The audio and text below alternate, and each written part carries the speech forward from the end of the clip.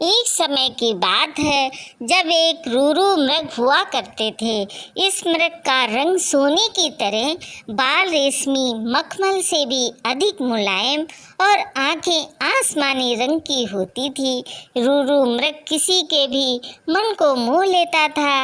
ये मृग अधिक सुंदर और विवेकशील था और मनुष्य की तरह बात कर सकता था। रूरू मृग अच्छी तरह जानता था कि मनुष्य एक लोभी प्राणी है, फिर भी वो मनुष्य के प्रति करुणा भाव रखता था।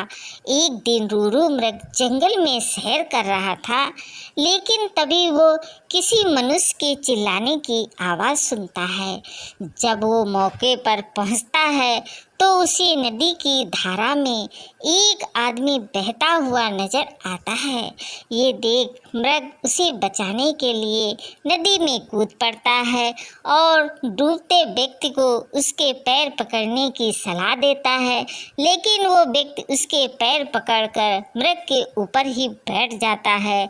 अगर मृग चाहता तो उसे गिराकर पानी से बाहर आ सकता था, लेकिन उसने ऐसा नहीं किया। वो स्वयं तकलीफ सहकर उस व्यक्ति को किनारे तक ले आता है। बाहर आते ही व्यक्ति मृग को धन्यवाद कहता है, तो इस पर मृग कहता है, अगर तुम मुझे सच में धन्यवाद करना चाहते हो तो किसी को ये बात मत बताना, तुम्हें एक स्वर्ण मृग ने डूबने से बचाया है। मृग ने उसे कहा, अगर मनुष्य मेरे बारे में जानेंगे तो मेरा शिकार करने की कोशिश करेंगे। ये कहकर रूरू मृग जंगल में चला जाता है। कुछ समय बाद उस राज्य की एक रानी एक सपना देखती है, जिसमें उसे रूरू मृग दिखाई देता है। रूरू मृग की सुंदरता को देखने के बाद रानी उसे अपनी पास रखने की लालसा करने लगती है। इसके बाद रानी राजा को रूरू मृग को ढूंढ कर लाने के लिए कहती है। राजा बिना देरी किए नगर में ढिंढोरा पिटवा देता है कि जो कोई भी रूरू मृग को ढूंढने में मदद करेगा उसे एक गांव और 10 सुंदर युवतियां इनाम में दी जाएंगी। राजा की ये सूचना उस व्यक्ति तक भी पहुंचती है जिसे मृग ने बचाया था। वो व्यक्ति बिना समय गंवाए राजा के दरबार में पहुंच जाता है और रूरू मृग के बारे में राजा को बताता है। राजा और सिपाही सहित उस व्यक्ति जंगल की ओर चल पड़ता है। जंगल में पहुंचने के बाद राजा के सिपाही मृग के निवास स्थान को चारों तरफ से घेर लेते हैं। जब राजा मृग को देखता है तो खुशी से फूले नहीं समाता, क्योंकि वो मृग बिल्कुल वैसा ही था जैसा रानी ने बताया था।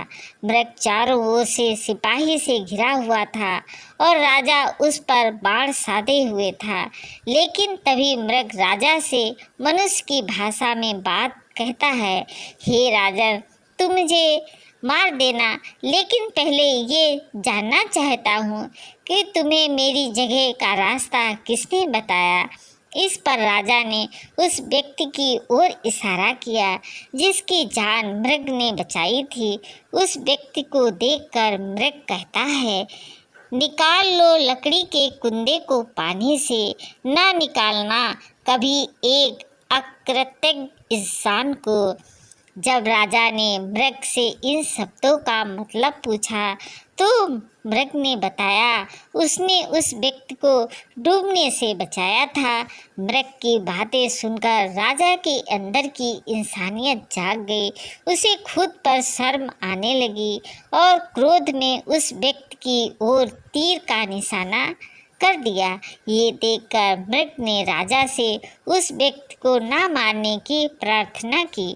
मृग की दया भावना देखकर राजा ने उसे अपने राज में आने का निमंत्रण दिया। मृग राजा के निमंत्रण पर कुछ दिन राजमहल में रहा और फिर वापस